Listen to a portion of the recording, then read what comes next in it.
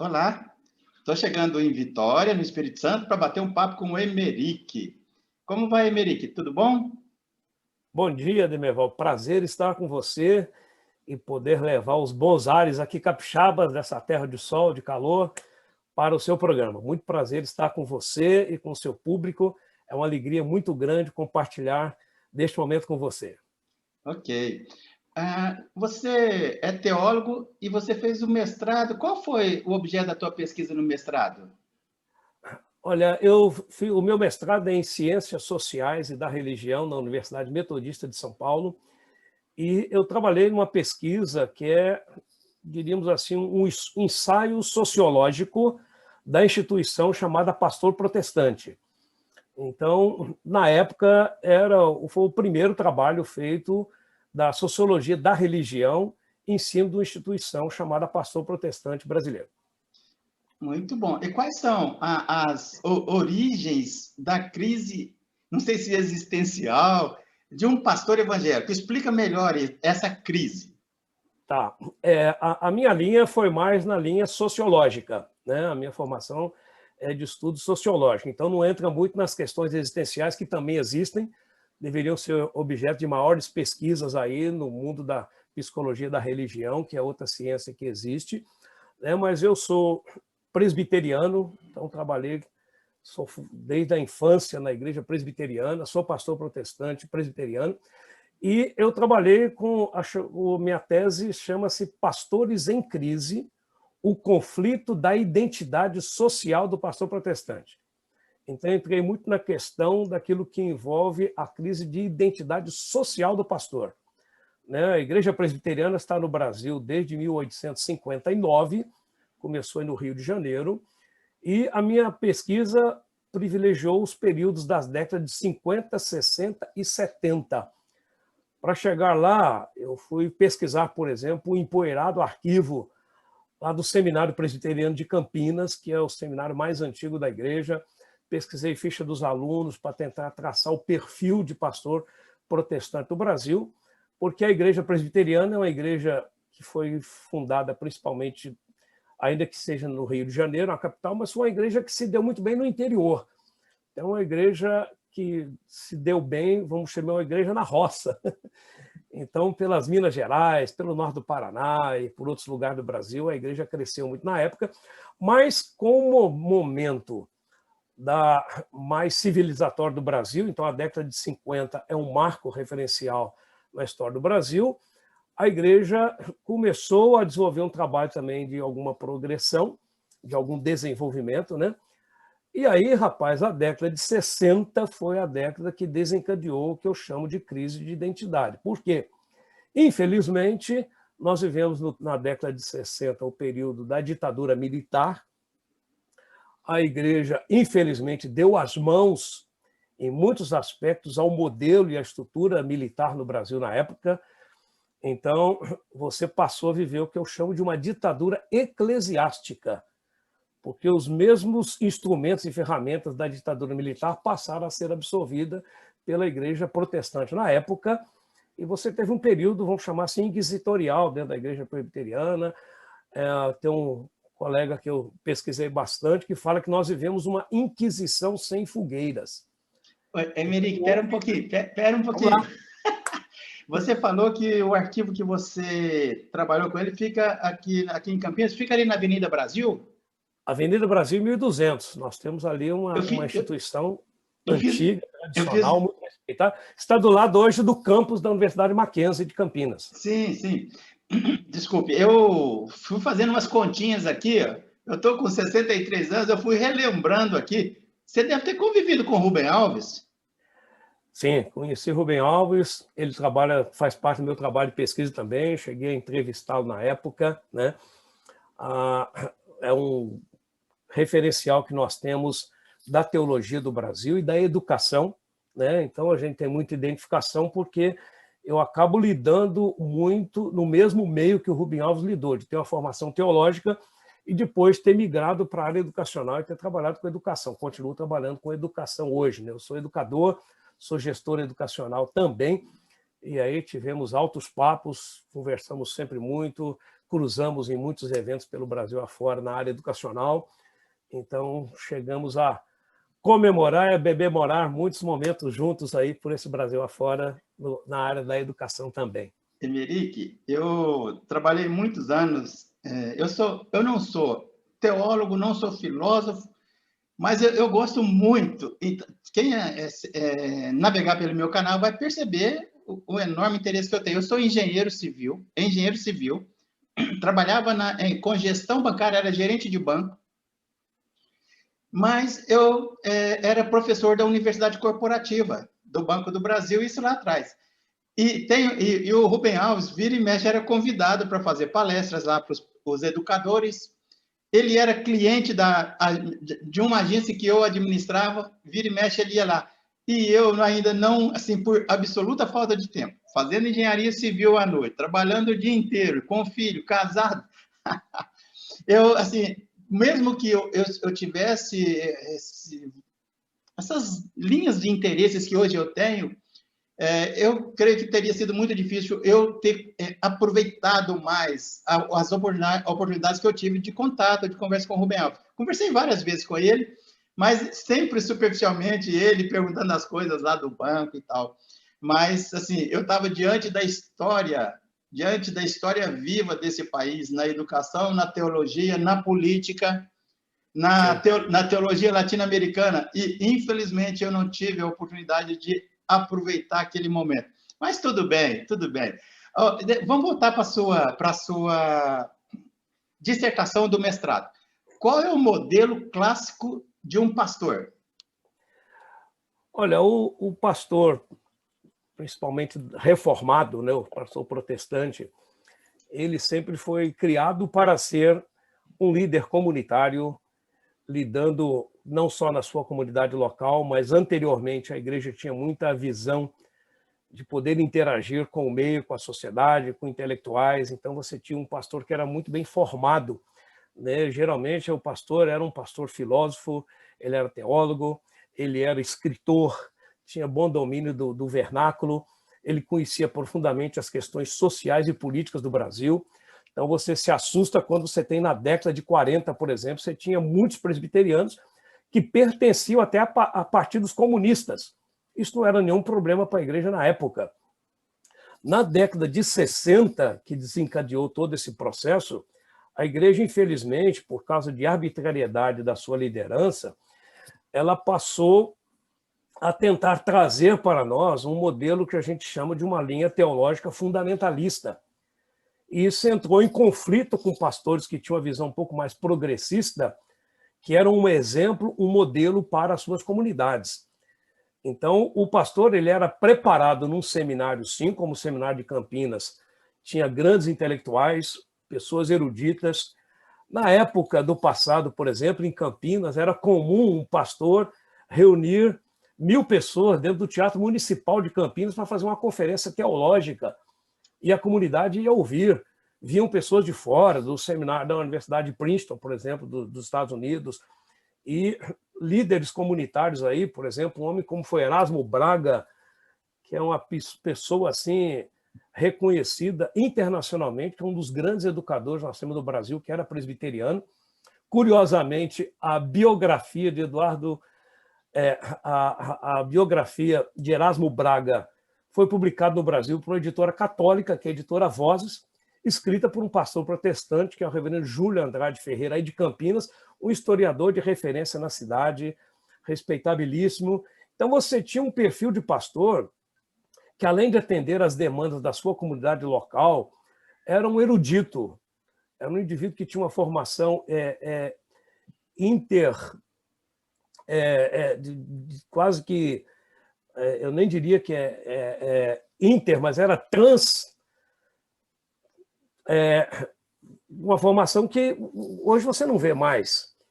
Aí a escola, que era uma escola que tinha o seu labor teológico muito aprofundado, ela deixou aquilo que o conceito que deixou de ser uma escola de profetas, como é uma casa de profetas assim denominada, e virou uma escola de sacerdotes. É o conceito que o Max Weber trabalha, porque o sacerdote ele acaba se tornando funcionário da instituição. o profeta tem independência. Então, os pastores perderam essa independência porque passaram a ser formatados para atender uma organização, uma instituição.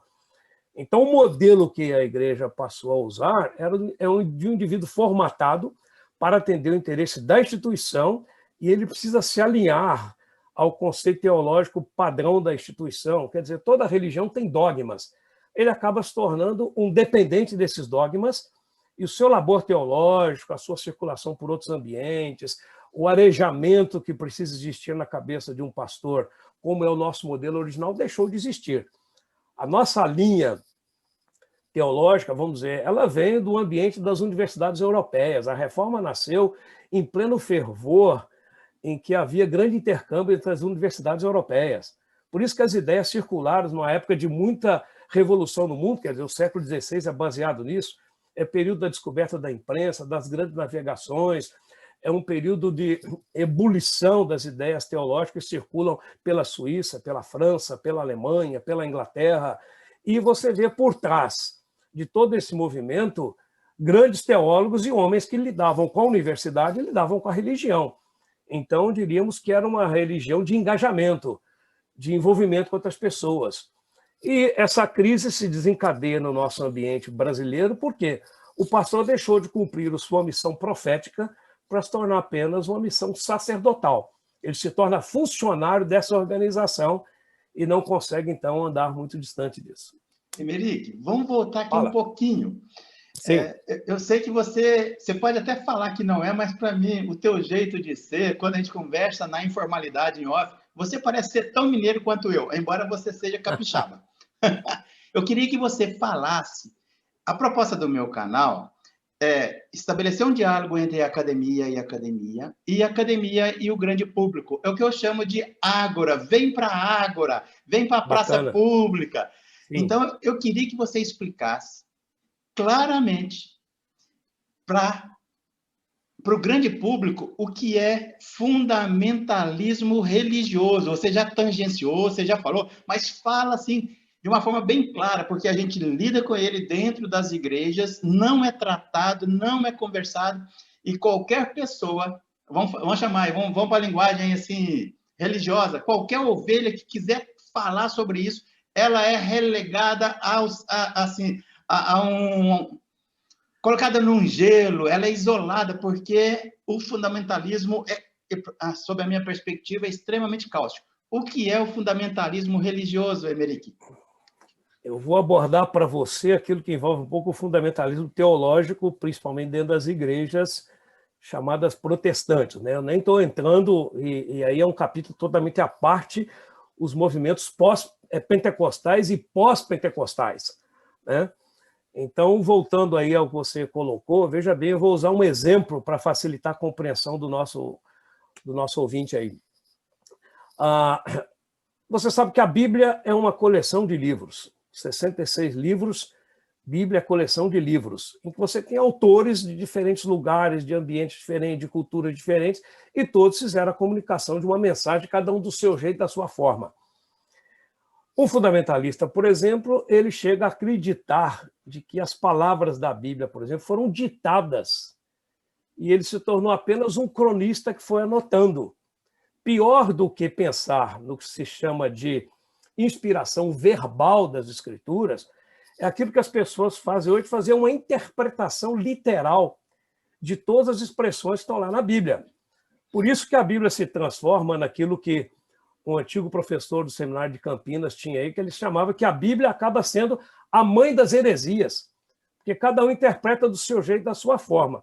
O fundamentalista não consegue envolver os aspectos da interpretação, que tem que ter a cultura, tem que ter a história, tem que respeitar toda a tradição do hagiógrafo sagrado, das traduções, das interpretações.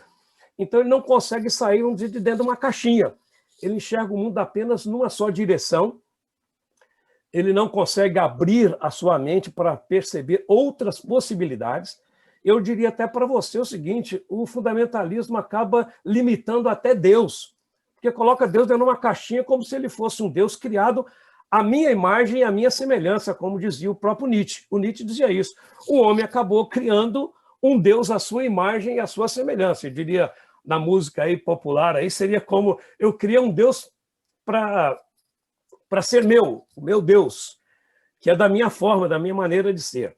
O fundamentalista acaba cometendo uma série de equívocos, primeiro porque o vento do Espírito sopra livremente.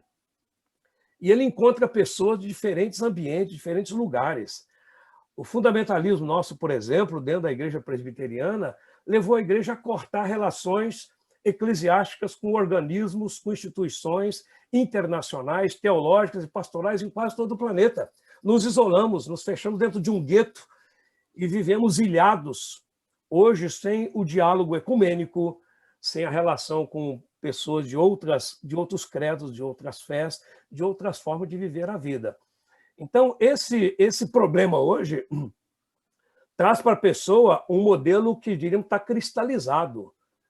Está tudo congelado, como você usou essa expressão, em que a pessoa perdeu até a alegria de viver, porque ele vive enclausurado, parece como se fosse naquele tempo dos mosteiros, em que a pessoa ficava ilhada dentro de 4 paredes. Hoje ele não está dentro de um mosteiro físico, mas ele vive dentro de uma prisão psíquica, aquilo que o Michel Foucault tratava lá na sua obra, né, deixou alguns escritos, e que ele estudou, por exemplo, penitenciárias, escolas, e quando escreveu o livro Vigiar e Punir, isso se transformou numa prática na vida da igreja, é o vigiar e punir.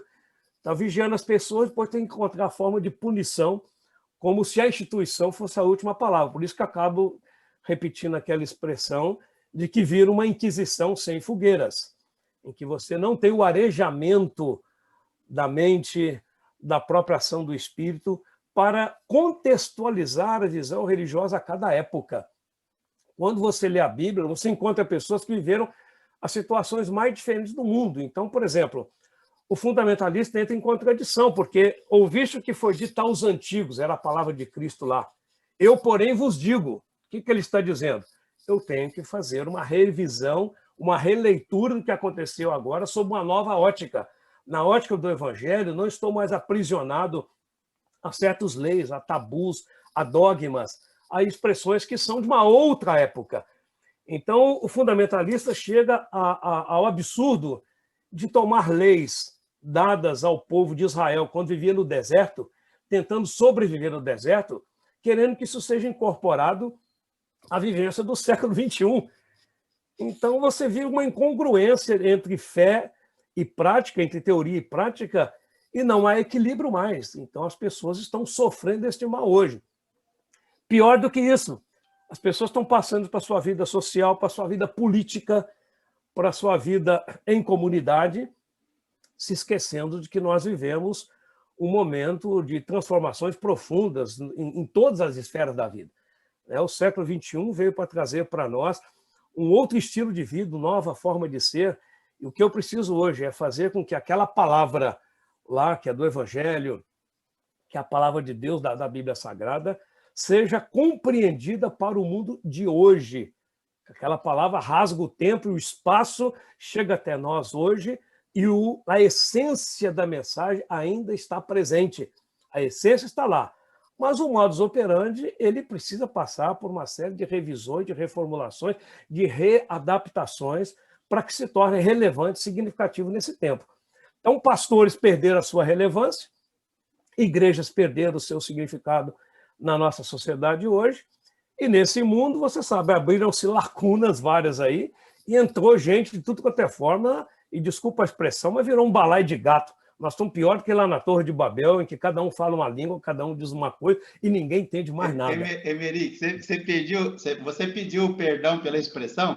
Eu entrevistei Eu estou virando amigo de todo mundo. Você, por exemplo, quando você acabar a pandemia, você aparecer por aqui, já está convidado para o cafezinho moído na hora.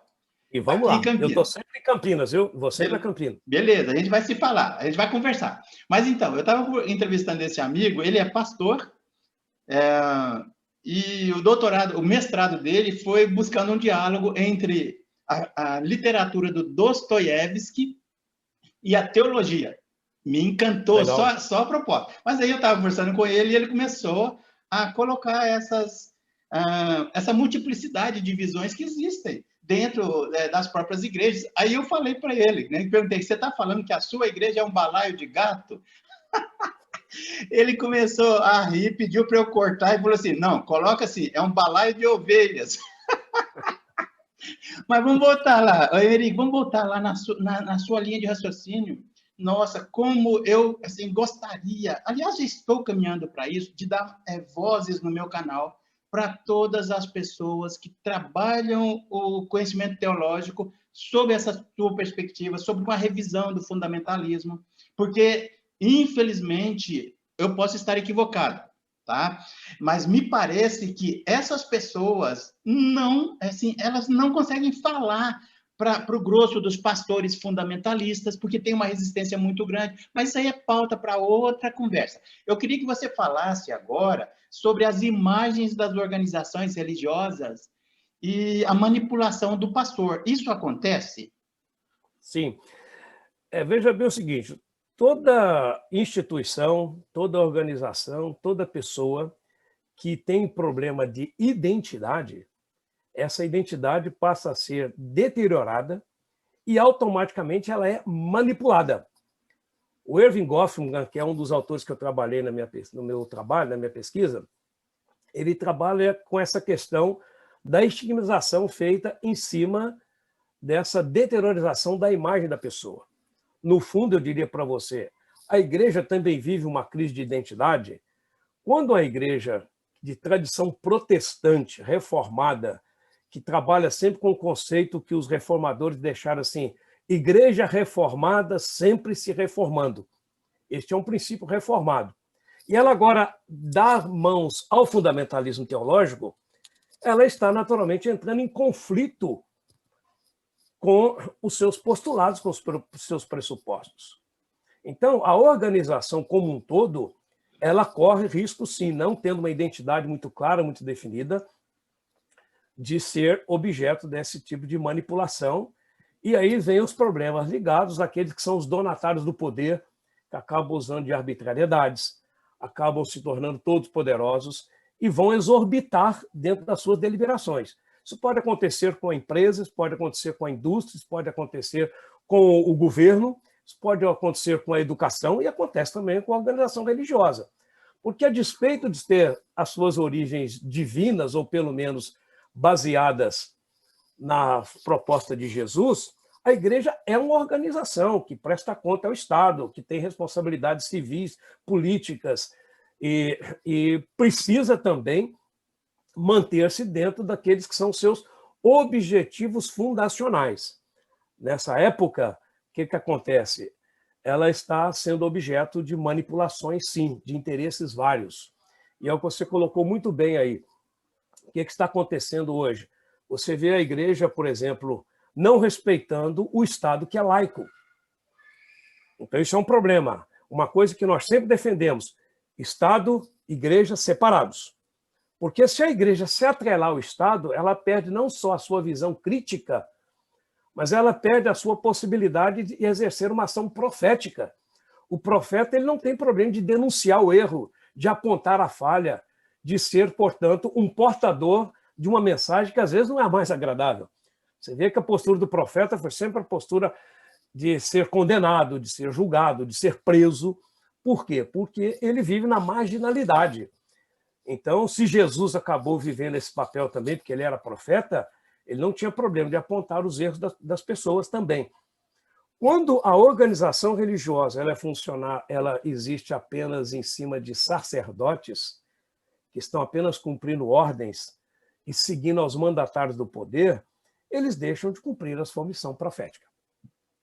Então, a organização religiosa hoje se tornou manipulação do interesse de uma meia dúzia de pessoas. Então, hoje você fala de modelos de governo, por exemplo. Você tem governos que antigamente eram governos congregacionais, em que toda a comunidade participa. Você tem dentro do modelo da igreja protestante, por exemplo, os governos que são governos representativos. Mas o que você mais vive hoje são governos autocráticos, tal como a igreja católica, que tem um papa, felizmente hoje um papa lúcido, um indivíduo arejado, que tem uma visão do mundo fantástica, né? Alguém que nós dedicamos não só respeito, mas também admiração. Mas as outras igrejas todas são montadas em cima de uma pessoa. Todos os movimentos pós-pentecostais, você pode perceber, são movimentos autocráticos, que estão formados em cima de uma pessoa que acaba dando as ordens, que acaba exercendo todo o poderio dentro da instituição religiosa também, e hoje com esse problema, atrelado a um governo também, que tem os seus interesses, numa linha também extremamente radical, de uma extrema-direita, com uma série de problemas. É um outro capítulo, uma outra história, né? Oi, Emerito. E a tua pesquisa, ela arredondou, lá no final da tua pesquisa, na constatação de um conflito. Eu não vou usar mais a expressão existencial, porque você já pontuou que ela assim, não está muito clara para a tua pesquisa. Mas um conflito de identidade dos pastores? Sim, veja bem. Desculpa. E o que não deixa de ser existencial, para te provocar um sim, pouquinho. Sim. É só para mostrar que eu tratei mais na linha sociológica, né? E essa linha psicológica também ela está presente e tem havido pesquisas nessa área, né? O que acontece é o seguinte, você chega a uma encruzilhada em que você tem hoje o seguinte desdobramento.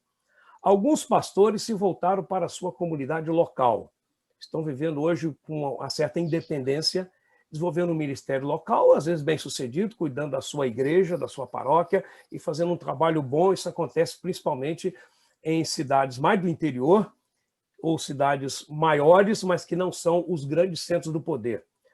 Você tem muitos pastores que migraram para outras áreas, desenvolvendo o que a gente chamaria de pastorados paralelos. Eles são educadores, eles são professores, eles são filósofos, são jornalistas, são escritores, e passaram a adotar uma linha de um trabalho pastoral, mas um pouco paralelo, lidando com as outras ciências, com os outros saberes, com outros conhecimentos. E você tem um grupo que se tornou, assim, vamos dizer, atrelado aos donatários do poder. Eles se acomodaram dentro daqueles que estão hoje exercendo o poder da instituição. A igreja é uma instituição poderosa. Então, você tem hoje, por exemplo, instituições grandes, como a Universidade Mackenzie.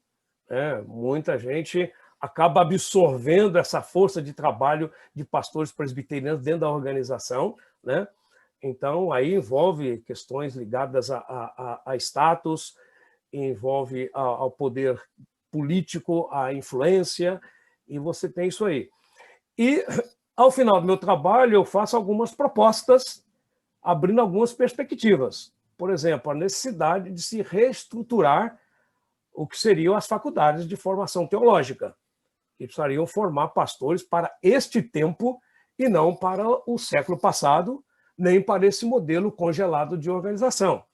Eu defendo lá também, apresenta a ideia da igreja se abrir para absorver um pouco mais o leigo e principalmente a mulher, porque dentro da organização hoje, um conflito muito grande que tem é que a igreja presbiteriana, por exemplo, ainda está fechada para o exercício de um ministério feminino ordenado. Então, eu vou fazer uma provocação. Por favor, não entra na minha provocação. Não entra. Vamos lá. Eu vou fazer, você esquece e continua do jeito que você estava falando.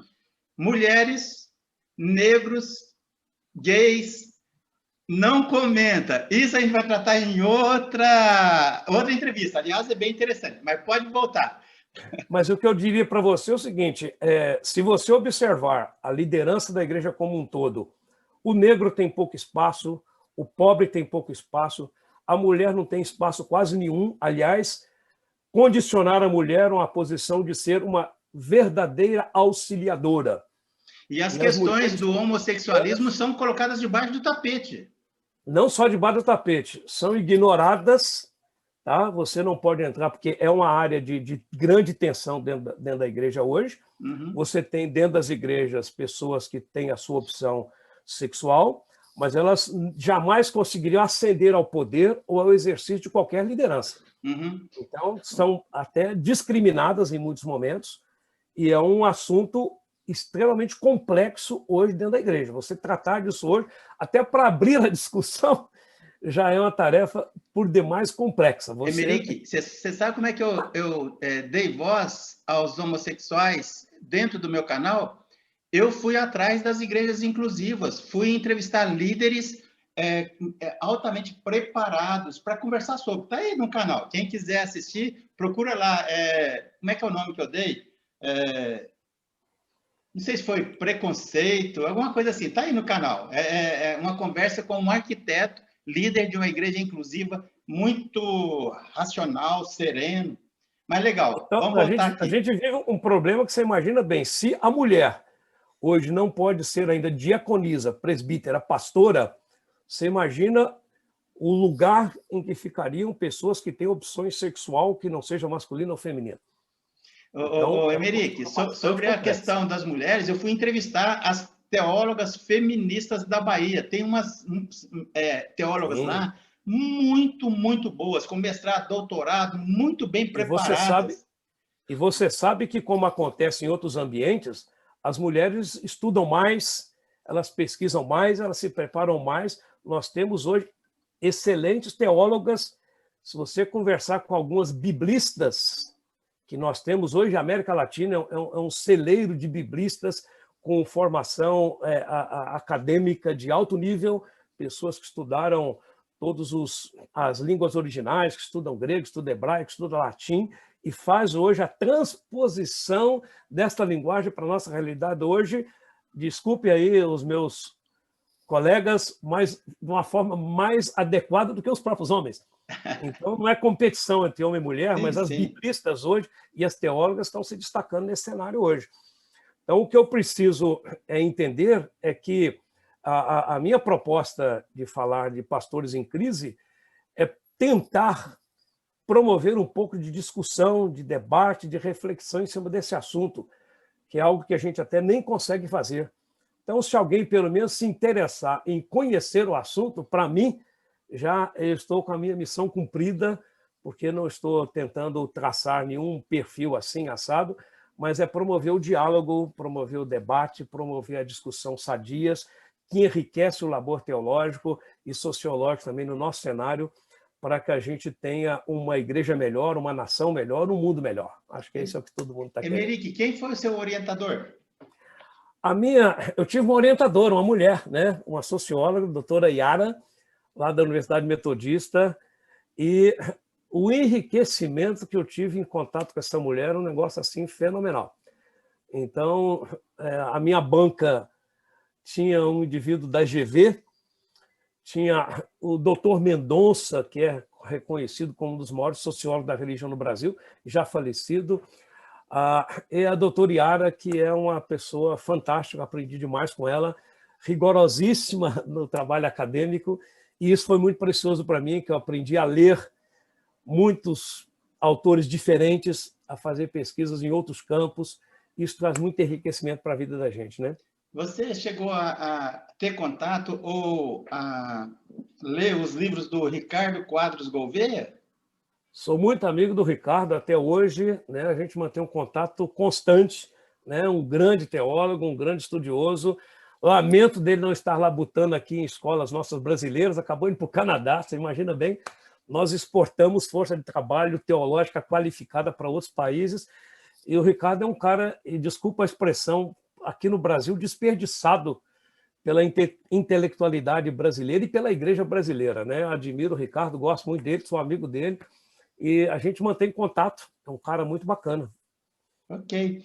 Eu entrevistei o Ricardo Quadros Gouveia quando eu assisti, eu não o conhecia, e assisti uma palestra dele sobre o Kierkegaard, numa igreja underground de São Paulo. Está no YouTube. Eu assisti e falei assim, nossa, eu preciso entrevistar esse cara. Olha só. Olha como eu me referi ao Ricardo. Eu preciso entrevistar esse cara. Aliás, o meu jeito é É um descontraído cara nota mesmo. 10, viu? É Não, teólogo e eu filósofo, né? entrevistei 2 vezes. Hoje eu faço parte, ele me convidou, de um grupo no WhatsApp de pupilos dele aqui no Brasil. A partir do Canadá, ele se reúne conosco uma vez por semana, mais ou menos. Eu gosto muito dele, ele é fantástico. Pessoa fantástica. É uma pena que realmente Aliás, eu não sei se isso é uma verdade, sabe? Que ele está meio afastado, porque ele fala que está sempre participando mesmo à distância, de bancas, mas vários dos entrevistados meus, da Universidade de Brasília, de uma universidade aí do sul da Bahia, da Universidade Federal de Juiz de Fora, vários dos entrevistados o conhecem, dão o devido valor e falam, assim, até reclamam que gostariam que ele estivesse aqui no Brasil. É gente boa demais. Eu vou falar com ele, eu vou mandar o link do nosso bate-papo para ele, eu sempre faço isso. Ricardo é uma pessoa maravilhosa, fantástica, viu? Um grande intelectual que nós temos, um teólogo, filósofo, né? E lamento de não haver maior aproveitamento dele aqui. Aliás, você fez referência a vários ambientes aí universitários, né? A Igreja Presbiteriana do Brasil tem um legado fantástico na história do nosso país, com grandes educadores, grandes pensadores, grandes filósofos. Infelizmente, ultimamente, com essa mentalidade fundamentalista, se fechou, e você vai perceber que grandes personalidades ligadas à Igreja Presbiteriana atuam hoje num trabalho paralelo. Eles estão em outros ambientes porque a própria denominação deixa de aproveitar essas pessoas porque elas ousam pensar, elas ousam questionar, elas ousam fazer propostas que saem um pouco daquela linha dogmática que a igreja tem, né? E aí, nesse aspecto, eu acho que até nós estamos em falha com a nossa história protestante, porque, como disse a você há pouco, né, o movimento inicial da Reforma Protestante nasceu nos ambientes universitários da Europa. Então, os grandes pensadores vieram de lá e influenciaram o pensamento de muitos outros intelectuais e pensadores que temos no nosso mundo hoje. Emeric, deixa eu aproveitar aqui, porque eu queria pelo menos mostrar, você está fazendo esse trabalho sobre a minha pesquisa aí, eu queria deixar a informação, fazer propaganda também, né? Por favor. Que o trabalho está em forma de livro hoje, né? Vou colocar aqui para você. Emeric, peraí. Chega um pouquinho mais para frente, aí parou. Puxa um pouquinho para trás. Aí, segura aí um pouquinho. Depois, por gentileza, me manda o nome da editora e o link para quem quiser adquirir, que eu vou colocar aqui na legenda, aqui, ó.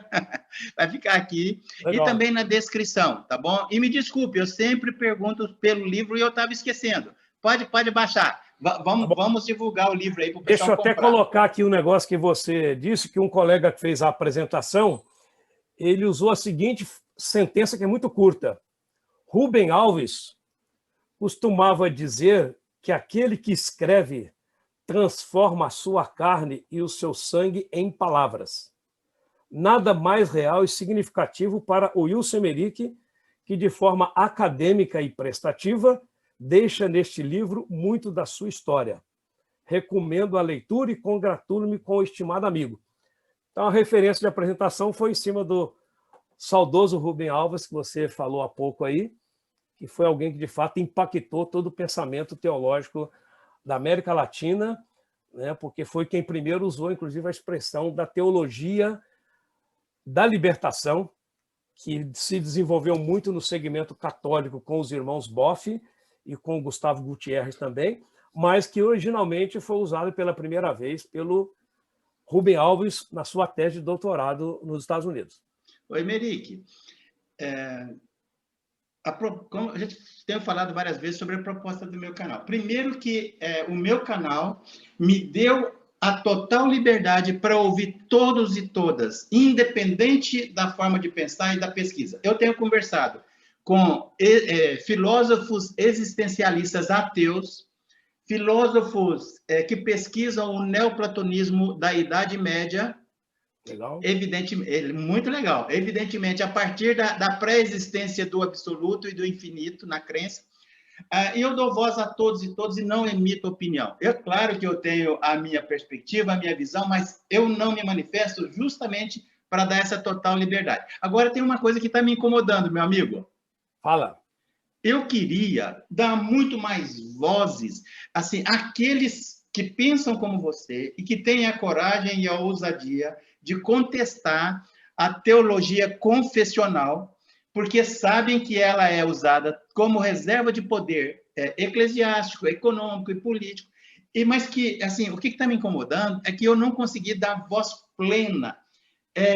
Eu sinto que vocês estão à margem, vocês estão na penumbra do meio protestante, do meio católico, e não dá. Então, assim, eu gostaria que você, aí depois você pensa, pode linkar, relacionar vários dos teólogos, filósofos que pensam nessa linha, que querem expandir a teologia como ela é feita hoje, para vir conversar comigo. Pode relacionar vários, fala assim, desse nosso bate-papo. Eu quero amplificar essas vozes. O Ricardo Quadros Gouveia, ele sabe que eu sou um engenheiro civil, não sou teólogo, mas ele vive falando, esse seu canal, ele veio para dar voz de uma forma que pouco existe. Então, Emeric, traz essa, eu vou chamar de galera, traz essa galera para conversar comigo, cara. Eu quero amplificar.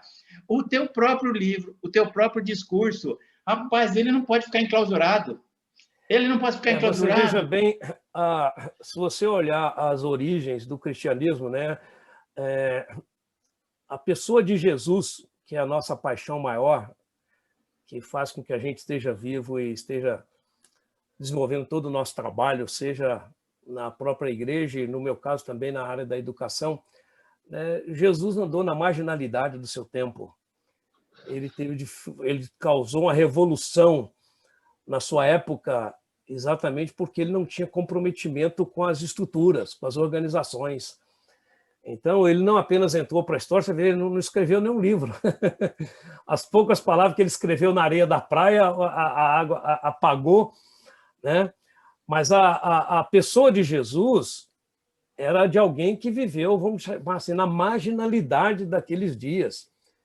Então, ele não estava atrelado aos escribas, aos fariseus, aos sacerdotes, a César, a Herodes. Ele teve uma certa autonomia na forma de trabalhar dele, por isso a mensagem dele é tão impactante. Então, Jesus não veio servir nenhuma organização. E a mensagem dele não é mensagem nem para a religião, a mensagem dele é mensagem para a humanidade. Então, é escandaloso quando ele vai falar que você tem que amar os amigos e até os inimigos. Quando a antiga lei falava o seguinte, né? É olho por olho, dente por dente. Então, hoje, quando você ouve falar de gente que é cristã e vai defender arma, essa arma nunca passou perto da pessoa de Jesus, nem da mensagem dele. Ele é a mensagem do amor em favor da mulher que foi surpreendida em adultério, é a mensagem que trabalhou com o mestre da lei, com as pessoas que estavam exatamente na marginalidade, pessoas excluídas, e trouxe para perto de si gente que era menosprezada pela sociedade de então. Então, eu acho que se a igreja, se a religião, qualquer religião, não incorporar um papel desse, que é buscar o bem-estar do semelhante, da sociedade, da vida e da nação, cara, já era. Você está com uma organização que serve a 1000 outras coisas e não ao seu objetivo fundacional, que é a pessoa de Jesus. Então, eu acho que a gente tem que resgatar a própria palavra de Cristo, né, do que a palavra que a igreja, às vezes, coloca a respeito de Cristo, porque é uma palavra carregada com outras coisas. Então, hoje você vive esse dilema da própria religião, né, e de pessoas que estão hoje desacreditando na própria igreja, porque, às vezes, ela está traindo ao seu próprio discurso, a sua própria fala, a sua própria vivência, que é trabalhar como Jesus fez. Eu vim buscar o que está perdido. Eu vim salvar o que está perdido. E não ficar do lado dos religiosos. Ele mesmo disse, eu não vim para os sãos não precisam de remédio, sim os doentes. Então, acho que essa é a ideia que a gente tem que trazer para as pessoas hoje, que se a igreja, se a religião, se a fé não servir para isso, ela perdeu a sua finalidade, que é amor a Deus sobre todas as coisas e ao próximo como a si mesmo. E quem que é esse próximo? O próximo é o cara que está por aí mesmo. É o que você falou, é o cara que às vezes está abandonado, está deixado, foi esquecido, está excluído, não tem acesso. Então, nós temos que ir atrás dessas pessoas que elas de fato precisam. Emeric, muito obrigado por separar esse tempo para bater um papo com a gente. É bom. Na conversa em off e ao longo do nosso bate-papo aqui gravando, eu fiquei pensando em vários assuntos que poderíamos conversar no futuro. Então, já fica o convite. Lá para frente, depois de março, pode escolher aí o que você quiser falar, discutir. E me chama lá no WhatsApp e proponha. A gente vai voltar a conversar outras vezes, tá bom? Muito obrigado, um abração. E uma coisa que eu ia falar com você, né? Qualquer hora a gente abre um papo legal sobre educação, que eu acho que é um assunto bem bacana, né? Os meus últimos 20 e tantos anos são dedicados à gestão de escolas.